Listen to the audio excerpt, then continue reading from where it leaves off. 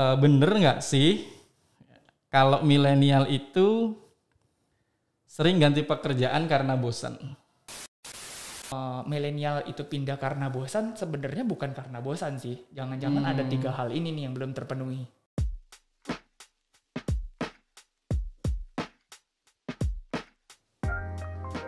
Ya, kali ini kami kedatangan 2 tamu teman saya, sahabat saya, ada kakak Handri dan kakak Betrik.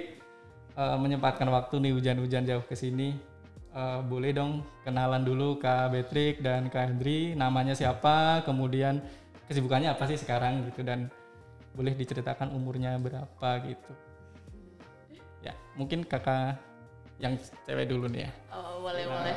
Ladies first ya.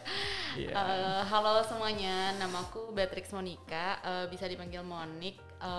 Saat ini kesibukannya bekerja di sebuah edutech startup sebagai program manager. Terus tadi umurnya 28. Oke, terima kasih Kak Monik. Panggilnya Monica kan ya? Iya. Oke, berikutnya Kak Andri, boleh dong kenalan. Halo, thank you Dok, udah diundang nih. Kayaknya ini pengalaman pertama nih buat cerita-cerita di podcast. Salam kenal, nama saya Handri. Umurnya, waduh ketahuan ya, jadi umurnya berapa ya? Umurnya sama kayak Monik, 28 tahun. Sekarang kesibukannya lagi main-main aja sih. Main-main ngelola project pendidikan di salah satu NGO pendidikan Indonesia.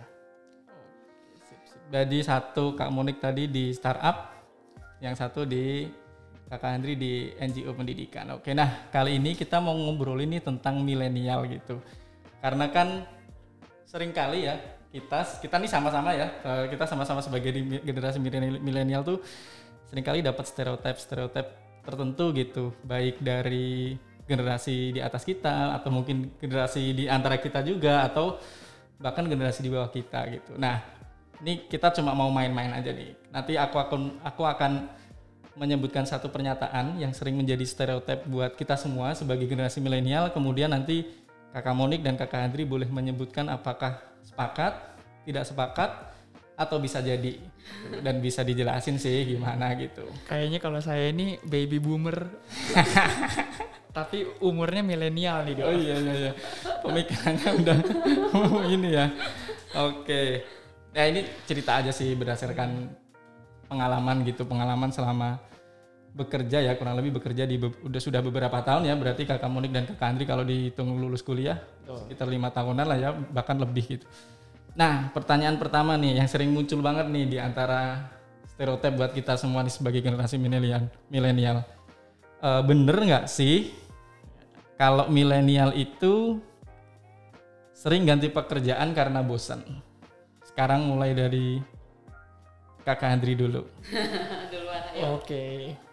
Milenial sering ganti pekerjaan karena bosan. Wah, ini kayaknya sering banget memang ya. Kalau kita Betul. dengar, oh ini ganti lagi, biasalah. Dia milenial, jadinya ganti-ganti pekerjaan gitu kan. Kalau kita di kantor kan mereka suka bilang gitu. Nah, sebenarnya sih kalau menurut saya sih ada tiga alasan sih kenapa orang bekerja. Yang pertama itu karena pengetahuan. Terus ada karena penghasilan, dan yang terakhir itu karena purpose atau tujuannya. Yep. Jadi memang ya kalau kita ngelihat lagi, sebenarnya benar nggak sih milenial itu berganti-ganti pekerjaan karena bosan? Sebenarnya kalau kita nggak tahu sih kalau dari sisi manajemen perusahaan ya, kalau mungkin kita ngomong ya, harus balik lagi nih ngelihat milenial ini pindah pekerjaan karena bosan atau memang ada salah satu dari 3 hal ini yang tidak terpenuhi. Contoh, memang secara penghasilan ternyata tidak sesuai lah. Pekerjaannya banyak tapi benefit yang didapat tidak sesuai dengan load kerja itu. Yang kedua, ternyata memang pekerjaan ini bagi milenial ini ternyata nggak sesuai nih dengan purpose hidupnya gitu loh. Jadi memang secara tujuan nggak align lah istilahnya kayak gitu.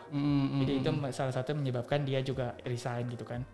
Yang ketiga, jangan-jangan si milenial ini dalam mencari pekerjaan itu kan karena dia pengen sesuatu hal yang baru gitu loh.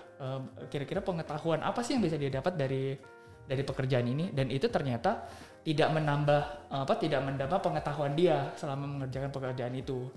Jadi sih menurut saya sih stereotype milenial itu pindah karena bosan, sebenarnya bukan karena bosan sih. Jangan-jangan ada 3 hal ini nih yang belum terpenuhi dari sisi perusahaan atau dari sisi organisasi. Itu sih, Dok. Oke, sip. Berarti 3 ya bisa jadi alasannya ya. Iya. Kita ke Kak Monik dulu nih. Kak Monik sepakat nggak dengan tadi yang disampaikan Kak Hendri, atau mungkin ada pengalaman sendiri berdasarkan selama ini? Oke. Justru kayaknya ini jawabannya udah lumayan dijawab semua nih sama Handri. Paling aku mau nambahin ini aja sih. Kalau misalnya dibilang karena bosan, kayaknya bukan bosan ya, tapi banyak dari milenial, mungkin aku terlalu mengeneralisasi tapi nggak tahu yang lain gimana. Cuman ngelihatnya gini, kalau ganti pekerjaan itu biasanya juga karena melihat ada opportunity atau peluang lain di tempat lain. Jadi kayak tadi nyambung kayak kita bisa belajar nggak nih di tempat ini. Nah kita tuh pengen belajar lagi mumpung masih muda, pengen punya sebanyak-banyaknya pengalaman gitu kan. Jadi kalau misalnya di tempat itu ngerasanya udah nggak ada lagi nih yang bisa dipelajari, udah mulai monoton, kita udah ngerti nih cara kerjanya gimana, rasanya jadi pengen pindah ke tempat lain supaya punya tantangan baru gitu. Dan itu emang sering jadinya diartikan sebagai bosan ya, karena kan kayak kelihatannya kayak ini udah kerjanya gitu-gitu aja, bosan pindah ke tempat lain, padahal sebenarnya yang dicari itu emang pengalaman barunya, tantangan barunya gitu. Jadi mungkin gitu sih yang bisa aku tambahin. Jadi kalau berdua tadi ya ada 4 ya jadinya ya. Tadi Handri cerita tentang bisa jadi pindah pengalaman karena penghasilan gitu. Penghasilan pengen yang nambah. Kemudian yang kedua karena pengetahuan baru. Pengen dapat pengetahuan baru. Ini nyambung nih dengan yang Monik sampaikan gitu. Pengen punya pengalaman baru, pengen punya tantangan baru gitu juga. Bisa jadi pindah karena tujuan gitu. Nah, kalau dari Kak Handri sama Kak Monik sendiri nih, dari pengalaman bekerja kurang lebih udah di atas 5 tahun ya, biasanya pindah karena apa nih? Kalau dari 4 alasan ini tadi nih, kalau Kak Handri gimana? Kayaknya saya sudah pernah semua, dari sisi penghasilan pernah, dari sisi tujuan juga pernah, dari sisi pengetahuan juga pernah deh kayak itu. Oh gitu. Jadi kayak sering banget ya pindah-pindah ya, tapi bukan karena bosan ya sebenarnya, tapi karena alasan itu. Kalau Kak Monik? Kalau aku sebenarnya mirip juga nih sama Handri. Pertama kali aku pindah kerjaan itu karena aku tidak menemukan purpose gitu di kerjaan yang lama. Aku ngerasa kerjaannya itu jadi kayak terasa boring karena nggak ngerasa itu meaningful gitu kan. Terus pindah ke yang lebih meaningful menurutku. Terus abis itu juga pernah juga emang pengen bekerja di yang lebih cocok skill setnya gitu. Jadi ngerasa di tempat itu udah nggak bisa berkembang lagi gitu. Jadi pengen tempat kerja yang emang bisa mengakomodir ini aku juga aspirasi kayak gitu. Setuju. Mungkin kalau boleh nambahin, aku masih inget banget dulu salah satu kata-kata dari mantan bosku. Dia bilang kayak gini, coba kita bedakan antara bekerja dan berkarya. Jadi kalau yang bekerja, ya udah kita bekerja itu kita hanya sekedar melakukan apa yang bos kita mungkin kasih gitu kan, sesuai dengan KPI-nya atau target kerja itu sudah tercapai atau belum. Itu biasanya kalau bekerja ya. Tapi kalau berkarya biasanya ini bisa dilihat memang pekerjaan ini sesuai nih dengan purpose-nya, dia sesuai dengan tujuan lah istilahnya. Kita bekerja buat apa sih, bukan buat diri kita sendiri. Jadi dalam melakukan hal tersebut kita biasanya akan beyond sih. Kita akan kayak kita rela gitu loh mengorbankan waktu kita, pikiran kita, tenaga kita untuk memberikan hal yang lebih di pekerjaan ini. Iya. Kalau pekerjaan itu meaningful, kemudian bisa menambah pengetahuan kita, pengalaman kita, bahkan kita bisa rela ya bekerja bahkan di luar jam kantor gitu ya. Oke, menarik. Oke, terima kasih untuk pernyataan stereotip pertama nih. Jadi seperti itu tadi penjelasannya. Nah, kemudian yang kedua nih. Ini juga sering kali nih aku denger nih, bener nggak sih milenial itu nggak bisa kerja di kantor gitu, nggak bisa kerja kantoran gitu? Aku pernah ya kerja yang kayak emang kerja kantoran dari pagi sampai malam, pernah juga kerja yang pakai seragam. Sebenarnya bukan nggak bisa kerja di kantor atau nggak bisa kerja pakai seragam, tapi bisa kerja yang tidak seperti itu gitu. Jadi maksudnya kerja di kantor bisa, tapi kayaknya kalau misalnya kerjanya nggak harus di kantor, bisa dari rumah atau bisa dari tempat lain, itu juga sama-sama aja efektif dan produktifnya gitu. Jadi istilahnya tuh bukan nggak bisa kerja di kantor, tapi bisa nggak kerja di kantor. Wah, kalau ini sih sebenarnya ya, kalau dari saya sendiri, dari aku sendiri sih kayaknya dulu tuh memang nggak pernah kebayang sih bisa kayak di zaman pandemi gini kan, ketika bisa kerja dari luar, terus jam kerja juga ternyata lebih fleksibel ini bisa nambah, terus misalnya siang bisa tidur siang gitu kan, nah kayak gitu kan. Jadi ketika pandemi ini cukup membuka mata sih ternyata bahwa ternyata dengan tidak harus ke kantor, jam kerja fleksibel, produktivitas juga tetap sama gitu loh sebenarnya kan. Itu yang dikejar kan. Jadi kalau kita balik ke pernyataan pertama, milenial bisa nggak sih bekerja di kantor? Kayaknya itu bisa-bisa aja, tapi kalau mau punya pilihan untuk tidak kerja di kantor, kita memilih untuk tidak kerja di kantor. Oh gitu.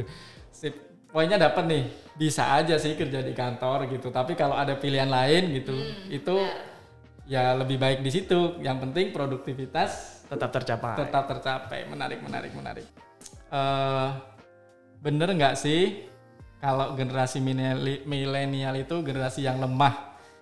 Lemah ini dalam artian ini ya, terlalu sensitif. Kemudian bahkan banyak yang menganggap kayak selalu ingin dimanja gitu, dikit-dikit mengeluh, dikit-dikit kayak wah kayaknya nggak deh, mending yang lain aja. Gimana tuh? Sulit nih pertanyaannya nih. Generasi yang lemah karena dianggapnya itu dikit-dikit mengeluh atau apa tadi dikit-dikit ya banyak yang kayak pengen selalu dimanja gitu, pengen selalu diperhatikan gitu kan. Kadang sering kan kita milenial ini kayaknya dia mah orang-orang yang selalu cari perhatian gitu. Oke. Kalau aku ya ngelihatnya gini, mungkin kalau generasi milenial itu kenapa jadi terlihat seperti lebih lemah atau lebih pengen dimanja atau lebih pengen diperhatikan itu karena generasi milenial itu anak-anak muda yang di generasi milenial ini lebih bebas mengekspresikan diri daripada paling tidak daripada generasi yang sebelumnya. Jadi merasa lebih punya ruang untuk mengekspresikan diri, lebih punya kebebasan berbicara, lebih berani mengungkapkan perasaan. Jadi seolah-olah kok dia curhat melulu ya di sosial media, dia kok ini ya dikit-dikit kayak ngeluh, dikit-dikit ini mental health-nya gimana gitu. Padahal emang sebenarnya kalau kita bicara mungkin pengen diperhatikan atau kayak pengen mengeluh gitu, kayaknya semua orang sebenarnya sama aja ya, nggak cuman generasi milenial aja. Cuman apakah itu disampaikan ke publik atau enggak, mungkin itu yang ngebedain. Dan karena itu disampaikan ke publik dan kayaknya banyak, dan kalau misalnya ada orang yang ngomong kayak gitu terus di sosial media di repost, jadi seolah-olah semua orang merasakan itu gitu kan. Itu jadi kesannya kayak dia lemah nih generasi milenial ini. Tapi sebenarnya mungkin yang perlu diperhatiin lagi juga adalah emang itu adalah isu yang penting, atau maksudnya itu isu yang sudah ada cuman sekarang baru ke blow up gitu, baru orang-orang raise this issue, atau emang dianya aja yang lebay gitu kan sebenarnya.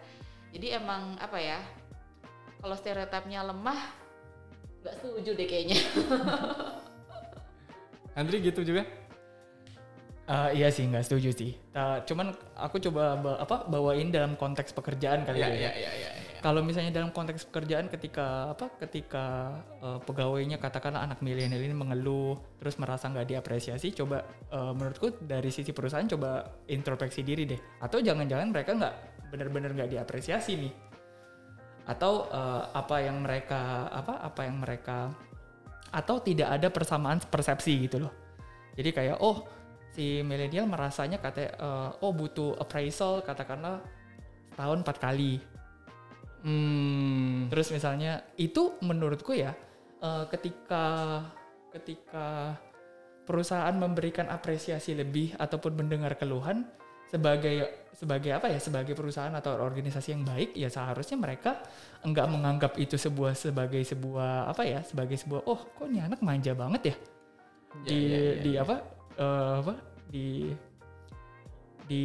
Butuh apresiasi terus atau mengeluh terus dan lain-lain, tapi lebih ke kayak oh ya udah ini jadi hal yang untuk mengintrospeksi diri aja sih sebenarnya. Tapi kalau dibilang itu sebagai hal yang manja atau enggak, sebenarnya sih menurut aku sih enggak ya, karena ya memang apa yang mereka rasakan ya itu valid gitu loh. Jadi kita nggak bisa juga membangun stereotip sendiri, oh milenial ini anak yang manja karena dia suka ngeluh. Ya apa yang mereka keluhkan itu ya apa yang mereka rasakan gitu loh. Jadi kita, sebagai pihak manajemen itu harus lebih sensitif lagi aja sih menurut gua. Jadi kesimpulannya sih kalau menurut kita berdua kayaknya kalau dibilang lemah ya enggak juga ya Men ya. Enggak sih lemah. Ya.